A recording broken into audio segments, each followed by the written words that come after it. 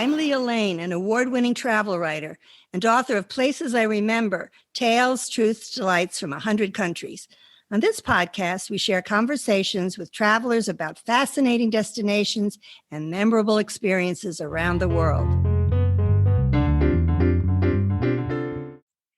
Here's the second of the two sections of our best memories from Places I Remember, episode 100.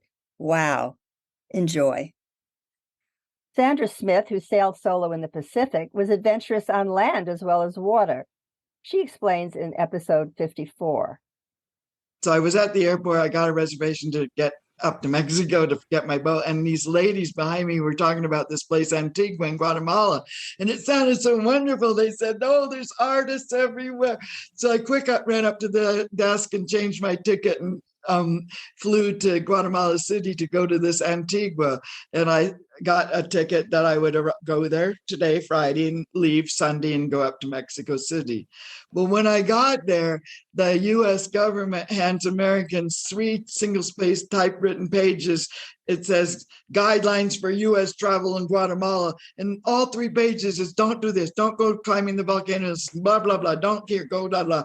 And I scratched that out because I said, I'll never know Guatemala if I follow this rule. And I changed guidelines to guidebook. And I promised Guatemala, in my heart that I would not leave until I had done everything on the 3 pages. And so how long did it take? It took me 6 months. Oh my goodness. You did it. You did it. I'm so proud of you. Anyway, my daughter even came down and climbed a volcano with me, and we were getting so exhausted. I saw a man with a white horse collecting wood, and I ran up to him. Can I borrow your horse, please? I'm tired. And he said, sure. And he let us. We both rode off on a white horse to the top of the volcano. Oh, that's a beautiful image. Bruce and Rona, brother and sister, share memories of Scotland on episode 55. Yeah, I just feel really fortunate where I live. I think East Lothian has so much to offer, like the beaches. There's 2 volcanic plugs you can climb to the top of. So there's one that's called Traprain Law and there's one that's called North Berwick Law. And for me, just climbing to the top of them and looking across the Firth of Forth and being able to look out towards the Bash Rock as well, it's just really lovely and the beaches and just being active. I love being active. You can do paddle boarding at the beach, you can do horse riding on the beach. There's just so much to do that I just feel so lucky to have the opportunity to do those things. Bruce, what about you? Yeah, I'll go more sentimental. So one of the things in Edinburgh that we haven't talked about is the Scott Monument, which is to celebrate Walter Scott. So this is a kind of weird-shaped, spaceship-looking monument that you can climb up in the inside, or at least you could. I assume you still can, but anyway, my memory is of climbing up that with our grandmother. And you get right to the top. And when you're right at the top, you're literally squashed in this spiral staircase to get to the top. And when you get up, you're right in the center of Edinburgh, but you're able to look down and see all the people looking like ants on the bottom. And then you can see all of the views all around. And it's, I think, because anytime you're in Edinburgh, you can see that monument. Or when I think of Edinburgh, that's what I think of. And then I think of climbing it with my grandmother as well. And so it's, the Scott Monument. In episode 56, our guest remembers a national art treasure hidden in the Netherlands in World War II by her grandfather. If I'm thinking about special, I'm thinking about my grandfather in the war, World War II, yes. And he was a truck driver. He had his own truck, so he would drive around and help people with whatever moving. And he was asked to help the night watch. The famous Rembrandt painting. Yes, to put it in his car and drive to the dunes here in Castricum, which is a little town next to the sea. And in here we got bunkers, and that's where the night watch was stored away for the Germans, so it would be kept for the Dutch. So he drove the night watch I have heard about the fact that they had to take it out and protect it and how fabulous it was when it came back and what a ceremony. And I can only imagine that's one of your great treasures of your country. So, wow, yeah. That's quite a memory. And there's a small bunker here in the dunes, and there's a little plaque stating there on the side that this was the bunker that the night watch was stored in a way. Wow. It's very famous story. People are often the keys to a memory, as in this from episode 57? For me, a lot of it boils down to the people. Sure, the internet is great and I can do my work as a writer from here, but it's the people. And my dad was living here until he passed away in 2013. And, I've been to countries where there's maybe a little bit more impatience with people as they get older rather than respect. Whereas here in Panama, what we encountered a lot of the time was just really respect or compassion. Supermarkets cashiers would remember my dad, and he was the last dinosaur insisting on paying for things with paper checks and taking forever in line and people waiting behind him, and they remembered him and got to know him, and they would ask him how he was. And one day he was out, I wasn't with him, he was at a bank, and he got dizzy and passed out. The people, they sat with him, they found my number in his phone, they called me, they stayed with him until the ambulance came to take him to the hospital. They went to the hospital and waited until I got there before leaving. They kind of just left, wouldn't take anything from me, didn't want to accept anything, called me the next day to ask, how is our Mr. Ramesh? Wow. How's he doing? That's the kind of person that, and of course not everyone's perfect, but that's just overwhelmingly what I've encountered here. Walking with a sibling by a waterfall in the Pacific Northwest leads to a moving moment in episode 58. One of my most special memories was when I was in Portland and I went out to the falls that I mentioned earlier, Multnomah Falls, where there's this stepping down of the water. And I went down to the base. There's this huge area that nature has eroded away, and there's rocks that have been worn smooth all over. And it's very dangerous goings. But I went out with my brother and we got really close. And the closer we got to the falls, the more the spray and the pressure off of it. And we stayed there for a few minutes. And when we took the trail and got back to our car, we didn't talk the entire time. And when we finally got back to the car, he said, how do you feel right now? How do you feel in this moment? And I said, if someone said it was my time to leave here and I had to go, it would be okay. I felt so at peace in a way that I just have never experienced. Annabella George has traveled both in luxury and on a budget. Here's a vivid memory of the latter in episode 59. I had met these other friends staying in Quito, Ecuador, and we decided to take this trip on steam trains. We sat on top and all these kids joined us and these shoe shine boys, and we had a wonderful time with them. And kind of at the end, they were all sleeping like on our laps and cuddling them. And even though I was wearing Tevas, I had them shine my shoes anyway. Uh-huh. I just think about ducking under the tunnel. That's the thing that would scare me. You have to keep your eyes ahead, right? That was very concerning. Yep. One especially beautiful beach of the British Virgin Islands is remembered in episode 60. You can crawl through these boulders and there's wonderful sea pools and grottos. I've heard many stories about how the baths were formed. I like to tell people that just to get an idea of what it looks like. Imagine if we had 1,000-foot giants and the boulders were Legos and they just made caves with them on the beach. And there's an area that we call the cathedral. And the reason why we call it the cathedral is because the boulders shoot up hundreds of feet and it has a cathedral feel inside of it, especially when the sun is up. The sun peeks through the boulders into the waters. In episode 61, I remember many train trips that I've taken throughout the world.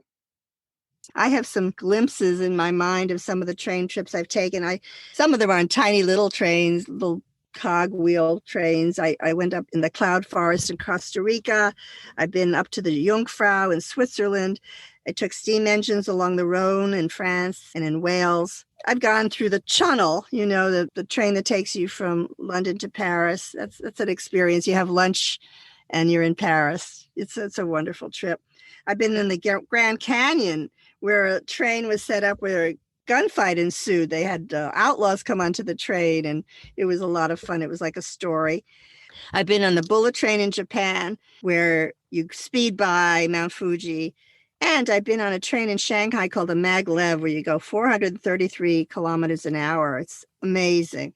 Fastest train I've ever been on. You tilt to the side, and it's quite exciting. Sometimes a park can change a life, as we see in episode 63. I remember in one park when we were in Tianjin, the wetland park, we spoke with an elderly gentleman about his experiences and what he thought of the park. And he was talking about how he remembers when it was the despoiled urban landfill and eyesore, and now it's been transformed into this amazing space, and that he actually takes a 2-hour-long bus ride just to go to the park weekly. And it was really like kind of touching to hear. And I think in that same visit, we met a grandmother with her granddaughter who was thrilled with the park, loved to go see the wildlife, the geese. And she grabbed my hand and tried to drag me to see the geese and things like this too. I mean, she was really charming. You learn surprising things on our podcast. In episode 64, you'll hear something you didn't expect about Jamestown, Virginia.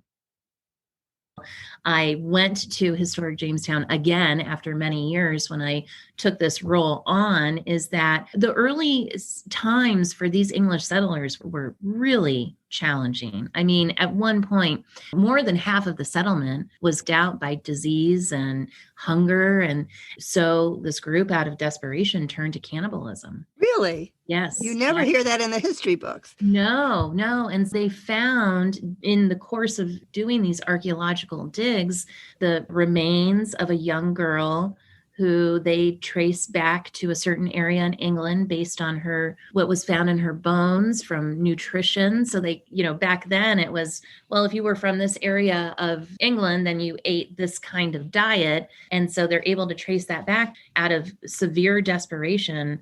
And this was discovered that this, settlement had at one point turned to cannibalism just to survive.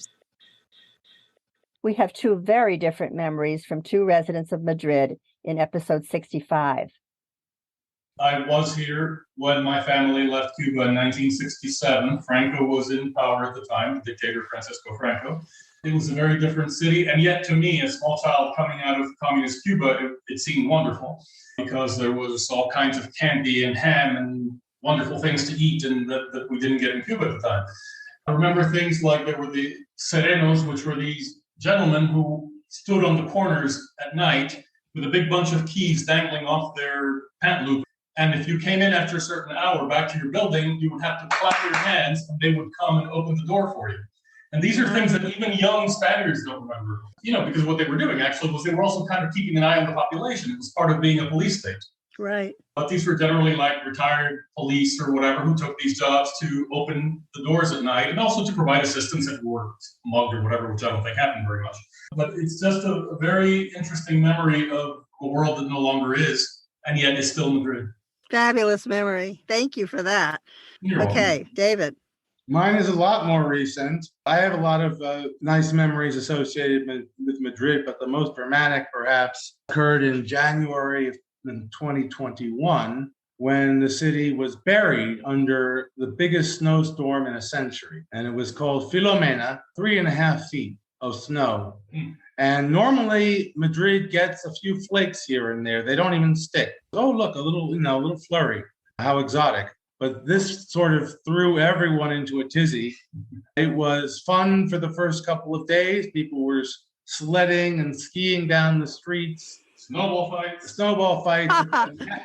Epic snowball fights across Gran Via, between the kids. Yeah. And you really had to watch out.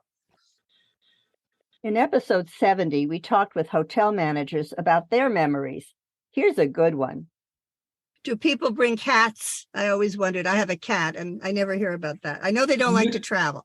They do, but they're not as popular. And in our case, we did draw a line on the weight of the pet, whether it's a dog or a cat, and no exotic pets like big parrots or snakes, things like that we don't accept. The rest of you as well? Yeah. The best are celebrity pets. Oh, please tell us. Celebrity pets are my favorite. We had a guest and dog's name was Audrey. And when the handler would call down room service, they would act as if the dog was the actual guest or a child. So Audrey will be dining at 3:00 this afternoon. She would like organic boiled chicken cube. And she got it, I have no doubt. And she got it. Served on a room service tray, and that's how she dined each day. In episode 73, master architect Tim Peck describes a memory in Mozambique, Africa. I went out to Vemizi. I don't know if you've been there, which is an island in northern Mozambique. We arrived there and landed on this dirt airstrip in the middle of a little local village. And I was met at the end of the runway by a few of the local villagers. And obviously we were in a little plane, 8-seater or whatever, 10-seater. They met us at the end of the runway and, picked up our suitcases and put them on their shoulder and kind of walked off into the sea. And, really? And I thought, okay, this is a little bizarre. And then just tucked around the corner, about 25, 30 yards offshore, was a boat. And so we had to roll up our trousers, take up our shoes, roll up our trousers, and walk off into the sea up to the boat. And that took us down the island to this beautiful luxury, very, very small, very boutique resort, which we were looking at to help them redevelop and things. So you had the reverse experience then, where the pulled up next to the beach. The guys shoved the suitcase back on their shoulders, disappeared off up the beach, and you rolled up your trousers. Or they did offer to carry us, but I felt that. Helicopter skiing provides a special memory in episode 74. For me, I alluded to it earlier. So a couple of years ago, I had the privilege of being in Whistler Blackcomb with a group. And one day they surprised us with a trip in the heli. So we took about an hour van ride to find the helicopter. So it was staged very far from the mountain. It had not snowed in Whistler in about 3 weeks, but it had been unusually cold. So when we got in the heli, we went up and the guide decided to go to a location that was another 40-minute flight from where we found the helicopter because they hadn't been there in years. They had done so much powder skiing recently that they needed to go a little further out to find untracked snow. And they were hopeful that because it had been so cold for so long, that the snow would be good. I can tell you, 8 lift rides in the helicopter later, our day was done. They had to change our guide out after 6 runs because she could no longer keep up with us and needed to tap out because normal day is 6 helicopter rides. Oh my God. And to this date, the group I went with and I, look at the pictures, speak of the memories, and talk about recreating it. And it's one of those things, no trip will ever be as good as that one. It'll be good in some different way. It was my first time in doing the heli-skiing, and I can't wait to take my kids in a similar experience before my body gives out. Here's a vivid memory from the Caribbean island of Dominica in episode 77. One of my favorites is Middleham Falls, which is a waterfall, one of the many waterfalls on Dominica. And I normally say to people, it's about a 45-minute hike up and back. And you hike up and to it, you traverse down amongst the rocks and you get into the water. You scream like a little kid because it's so cold. But after a minute, you don't want to get out. And then when you do get out and you walk the 45 minutes back, you hardly sweat because your body has just been cooled down so wonderfully. And so I always tell people about that story because it just amazed me when it happened to me. And so I want everybody to experience that. In episode 78, Patricia Schultz, author of the blockbuster book, 1,000 Places to See Before You Die, shares a terrific memory. But for my birthday, I always do make it a point to give myself the gift of travel. And on my big birthdays, on my 50th, which already was almost 20 years ago, I decided it was time to see Machu Picchu because it's not an easy trip. No. Have you been there? Yes, I've been there, and you're right. It is not an easy trip. No. And if you do your homework and you make all the arrangements, totally doable. And is it worth every effort in the book and every penny? But I do remember not having done quite enough research. I knew that Cusco up in the Andes, which is your launch, your starting point to at 11,000 feet. Right. Then take that zigzag train down to Machu Picchu, which is a mere 7,000 feet. But I remember thinking, I've been to Denver. I've got this altitude thing. I'm going to be just fine. But guess what? I wasn't. I didn't bring altitude pills, sickness pills with me, which are very easy to come by. You just call your doctor and a prescription, and there you go. But I was in the lobby of my very nice hotel in Cusco with an oxygen tank and a mask, thanks to the very sympathetic manager of the hotel. And I met this lovely, lovely woman who came sauntering over. I guess she felt, it was a feeling pity or, compassion for me. I don't know.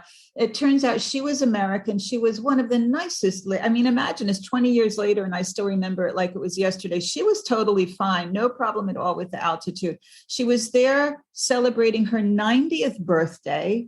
It was her first passport. It was her first stamp.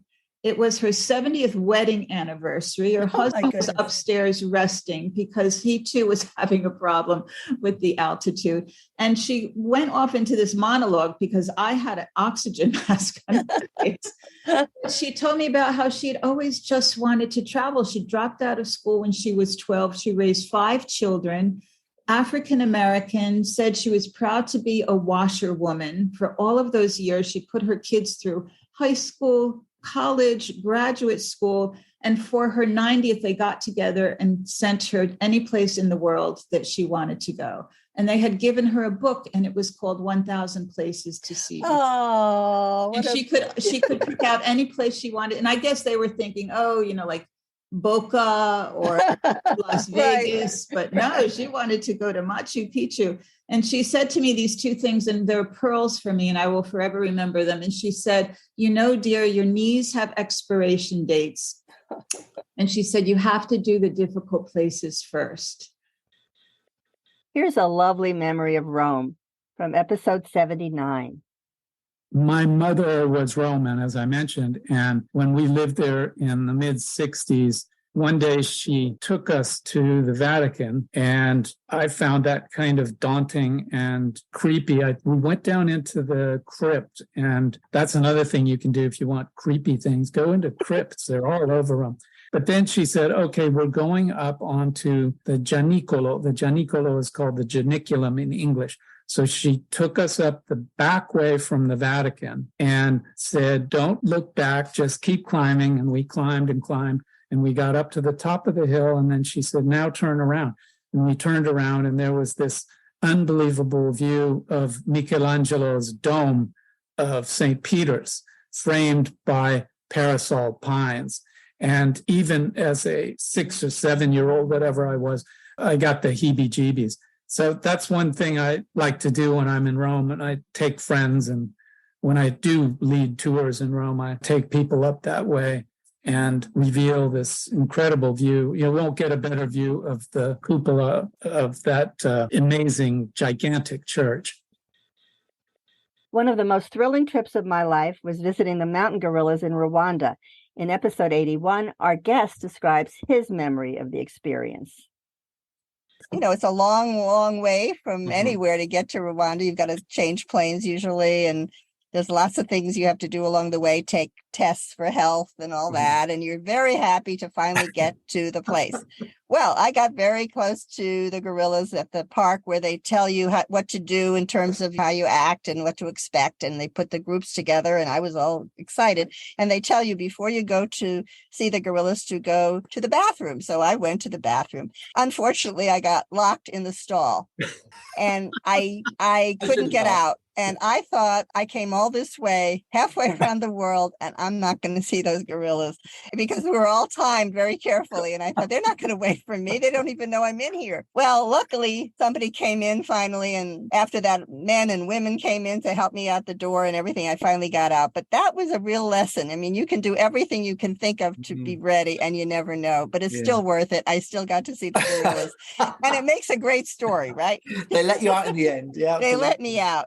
For me, my strongest memory I have of the gorillas was actually my very, very first time to go and see the gorillas, 20, 25 odd years ago. When I first walked into the clearing, into the forest, I came across a group of gorillas. There was one particular silverback who was there, and he stopped what he was doing, and he turned round, and he stared me straight in the eye. And they always say you should never look them in the eye, but I was almost hypnotized, and he stared straight at me, and he checked me out. He looked me up and down. he was really getting the measure of me in the same way that you do if you walk into a room and you see people, they look at you. And it's the first time I realized these guys are intelligent beings. There was something in that look. And no other animal I know will look at you in that way. It's astounding. And I think about that moment every time I see them. It's just phenomenal. Fond memories of Israel in episode 82. When I was first in Israel in the 1970s, I remember there were very few trees that I noticed outside of certain areas. There was lots and lots of desert. It is a desert area. So I planted a little tree, and I came back to Israel many, many years later, and the hills were forested. There were so many trees. So I planted another one, because I saw with my own eyes how that little tree must have grown. I'll never see it, but I know it was there in the forest. So it's a wonderful thing. I think it's an example of people being ahead of their time in terms of climate change and all of that. They realize the importance of trees and greenery. So it's a beautiful thing to see today, that the area is filled with beautiful plants. It isn't just desert. And it shows you how each little tree can make a difference. So I planted 2 in a span of maybe 50 years. And I hope my little tree is growing up. I planted it about 10 years ago. It's probably getting there. What about a memory from you, Dana? What strikes me every time I go to Israel is the juxtaposition of the old and the new in the streets, whether they're the streets of Tel Aviv, more so perhaps in the streets of Jerusalem, at the backdrop of the old city against the modern conveniences we all take for granted now. My favorite thing to do in Jerusalem is to sit on the terrace of the King David Hotel and look out over the old city late afternoon or an evening, and it is the most calming and wonderful moment that I've had in the land of Israel, and I always try to make sure I get there. The other thing I love in Israel are the little restaurants that are tucked away on side streets that look as if they've been there and have been there, not just for decades, perhaps for centuries, and discovering those little out-of-the-way places. Just by wandering down a street you might not have found on a map, you might not have known about before, and being adventurous. A travel agent describes flying on the supersonic Concorde in episode 83. We flew from Dulles Airport in Washington to London on British Airways. Back in the day, it took 6 hours, which it still does now. But on the Concorde, it only took like 3.5. When you take off with it, it doesn't take off gradually like a 747 does. It takes up really straight up.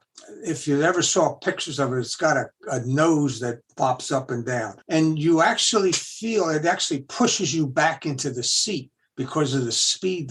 And then when it finally gets to the altitude, which is about 60,000 feet, which is maybe twice the altitude of a normal aircraft, you can actually see the curvature of the Earth. Wow. And the sky isn't blue anymore. It takes on a purplish tint. When the astronauts are up into space, the sky is black. Well, it goes from light blue to darker blue to, at 60,000 feet, it's almost purple.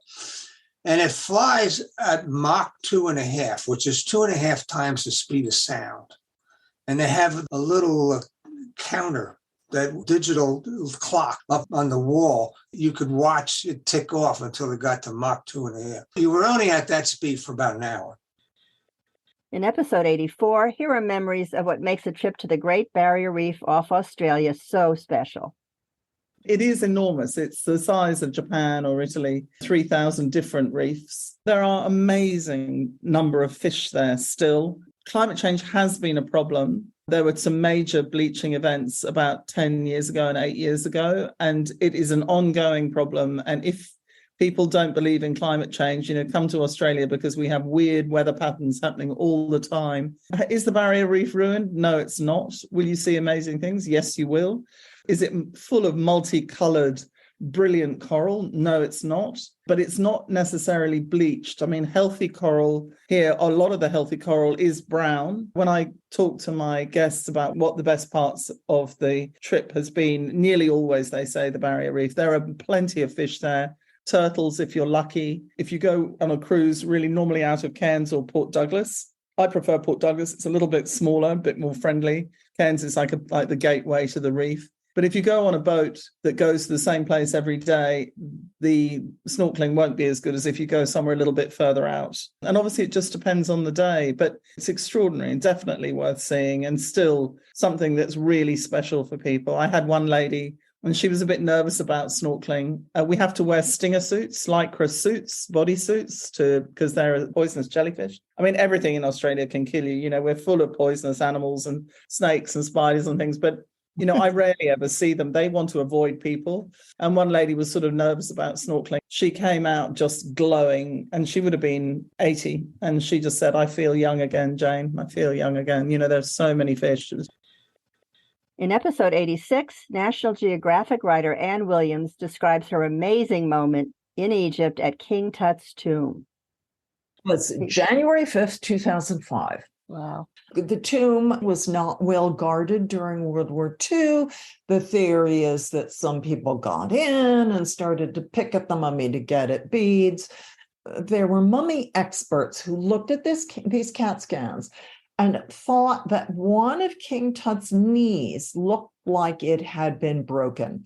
Not only broken, but then healed a little bit after the bone break. King Tut was doing something. Riding in battle, riding his chariot too fast, upended by a hippo, I mean, something, and broke his leg. Perhaps infection set in. And of course, back in those days, there was no penicillin, and you got an infection like that and you died. And that's the current thing.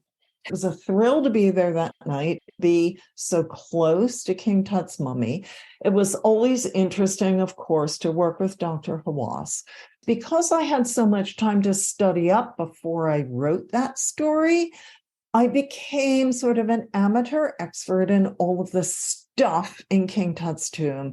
And some of the things in that tomb are so beautiful, I can't even begin to express to you what skill it took to create them. Right. They are just extraordinary. And it's not only the big honking gold stuff that we all know. It's beautiful cosmetic cases, for instance, that were made in the shape of geese and, a swimming girl and a grasshopper. Just exquisite, exquisite things from that tomb and from that time period. That was the gateway for me. I got fascinated with all that stuff. As Ken Garrett, the photographer, and I say, the more you know in ancient Egypt, the more you want to know. Archaeology it's a great jigsaw puzzle, but in ancient Egypt there's so many pieces to the puzzle, and we know people's names. We know the names of kings, we know their queens, we know their viziers, we know their children, and suddenly you start to put together this great jigsaw puzzle through time, through space, and it becomes fascinating. So the dig season runs from October to March. Otherwise, Egypt is pretty hot. Wait for October to roll around. We're always waiting to see what is coming out of the ground so that we can then take that piece and put it in that jigsaw puzzle that we have going in our mind. Fascinating. That's what I do every fall. And the CAT scanning of King Tut was the beginning of all of that. Here's a beautiful moment in Montana on episode 89. I took my daughter, who was 4, my firstborn daughter, up to the reservation for a powwow on her birthday, the 4th of July, the last year I lived in Montana before I came east. And it was a beautiful day. I was up there with a friend and her daughter. And our kids at one point were invited out to march. Someone said, you kids want to come? And they went out into the large circle and just circled it and circled it and circled it, stamping their feet. And just as it came to a conclusion and the people in the stands were walking down and joining with the people who'd been marching, it began to snow. It was the 4th of July and it was warm. But coming off the missions, coming out of the east, a set of clouds came over and it just began dropping sparkling little snowflakes on us in the middle of the 4th of July heat. It was beautiful. A rain dance, but a snow dance, right? You suddenly felt like you were in some way physically connected to the tops of those peaks just to the east. There was this sense of that Indian idea of being connected to the world and its capabilities and its processes. Beautiful. Beautiful memory. A stunning natural scene is remembered in Costa Rica in episode 90. My memory, probably no surprise, is the first time I ever saw an Nereida, or the sea turtle phenomenon. I'm a marine biologist, so I had studied turtles and worked with turtles in North Carolina, where I went to university. And we have just maybe a handful, maybe up to 50 turtles that nest there over an entire nesting season. So I had never actually really worked that closely with turtles on the beach while they were nesting. Our work primarily just was looking at the beach in the mornings, looking for track signs of turtles having been there. My first nesting event was very special because I came all the way to Ostinau. At the time, it was a lot harder to get here. There were fewer bridges. And so after finally arriving in Ostinau, the whole town was very anxious because the turtles were kind of quote unquote late that month. They hadn't arrived right when we expected them. And so everyone was concerned, are the turtles not coming this month? What's going to happen? And sure enough, finally they arrived, and I went out onto the beach at night to help a graduate student who was doing research, and it's pitch black. And all I remember is that I'm trying to look down at my feet to follow her and keep up. And we're essentially dodging turtles, and I can feel and hear and smell that there's turtles all around me, but I can't see anything. I won't ask what it smells like. It has very reptilian smell, let's just put it that way. We don't use white lights on the beach because sea turtles are very sensitive to light. So we're using a red light, and you cannot see very far or appreciate just how many turtles are on the beach. But we arrived to this riverbank where we needed to cross to continue going down the beach. And so for safety reasons, she quickly grabbed her white light and flashed it across the river so we could see, and it shone on the entire beach ahead of us. And it was, I can't think of another way of saying it, but that it was swarming with turtles. The same way, if you imagine looking at a beehive, that's what the beach looked like. And my jaw just dropped. I was just astounded. And I will never forget that moment of, even though I was already on the beach, just finally seeing all of that was just amazing. Really, really special experience to witness so much abundance in nature, especially being someone who studies an endangered species. We're usually lucky if we get to see and work with one turtle. A really special moment, and obviously something that changed my life. I decided to stay here and dedicate myself to protecting this place. In episode 91, a flight attendant during the golden age of travel describes a memorable moment in the air. I was leaving London in 1983. We were loading on to this giant bus that they would take us right underneath the airplane. And I met the cockpit crew, and it was the pilot's last flight. The last flight. He was retiring. His whole family was meeting him in Chicago. And we were going over a polar route. That was the shortest time. I said, oh, well, this is exciting. I'm taking care of you upstairs. This will be fun. And then I got this sinking feeling that, or would it? Something's going to happen. So I just finished the service, started the movie upstairs. This was business class upstairs. And the door flew open to the cockpit, which is quite a ways away from the passengers, maybe 15, 20 feet. And they say, get in here, Kathy, get in here. So I did. They said, we just got a call from the government, the Air Force, whoever is monitoring the airspace. And they said, there are 2 Russian MiG jets chasing your plane. Ooh. Now, this was terrifying because a week before, 2 Russian MiG jets had shot down a Korean airline 747. I remember. Going from, I believe, Seattle to Korea. Window shades were down. This was the same situation with our plane right now. Everybody's watching the movie. Window shades were down. He said, grab the service manager and go to the back, see if you can see them. And I wanted to say, don't you have a rear view mirror? They didn't. So I've run a football field now. To get to the back of the plane, I opened this huge window cover on the 747 door. we're looking like crazy and we're on the phone on both sides of the airplane with the pilot. Meanwhile, our plane is banking and making a sharp left turn. The military had told the pilots, okay, you're going to go to X amount south, and they have to turn around. They don't have enough fuel to follow you and get back to their base. So that's what we did. Nothing was said to the passengers. Really? No, nothing. Yeah. It wasn't even shared with the rest of the crew until we landed. We were 2 hours late, but his family was there to meet him, and they were very happy. He was finished his last flight, and his wife said, "What was the delay?" And he just winked at me. Noah's Ark in Kentucky? Hear this memory in episode 93. Okay, well, we were in North Carolina. It was raining, and I said, boy, we could use an ark. And someone said, oh, there is one in Williamstown, Kentucky. So we went over there. The ark is 2 football fields long. It is supposedly the largest timber wood structure in the world. And it is 3 floors. So apparently the other ark was 3 decks.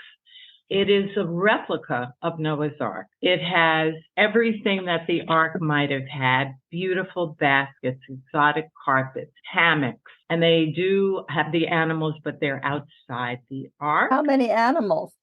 Well, they had they had kangaroos and just all kinds of things. They were not inside, they were out. I would say that Noah would not have recognized this Ark because it was air conditioning, it had Wi-Fi, and a gift shop. I like this Ark. In episode 95, our final special memory in this Places I Remember special collection, author Lori Erickson remembers a stunning, moving, natural experience. But we haven't talked about this sacred air chapter, and which is, again, one of my favorites. For sacred air, it was a bit of a struggle to try to figure out, well, how do you talk about sacred air? And then a friend suggested to me that I write about birds. And when I thought of birds, I immediately thought of the sandhill crane migration in central Nebraska along the Platte River every March, during which about 500,000 sandhill cranes are there for about 4 weeks on their way north. They stop in Nebraska and gain weight and eat a lot the rest of their epic journey north.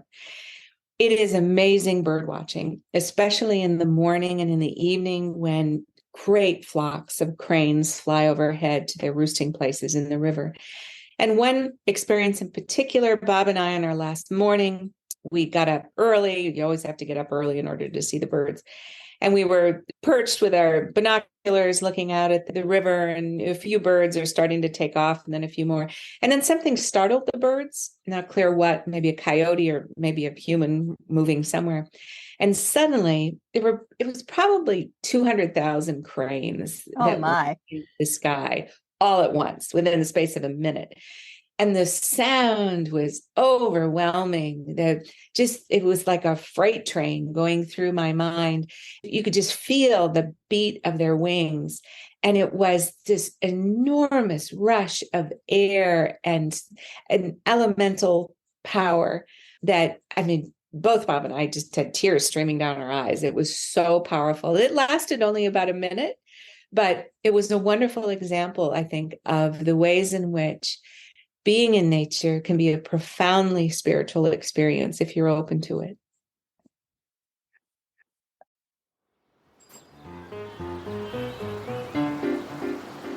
Thanks for listening to our award-winning podcast. We've recorded over 100 episodes of Places I Remember, so follow us on any podcast app. And new monthly episodes are also on YouTube with gorgeous video. My book, Places I Remember, is available in print and Kindle, and I read the audio version. Follow my travel writing at Forbes.com. Contact me at the links in the show notes or on my website, placesirememberlealane.com, and keep making your own travel memories.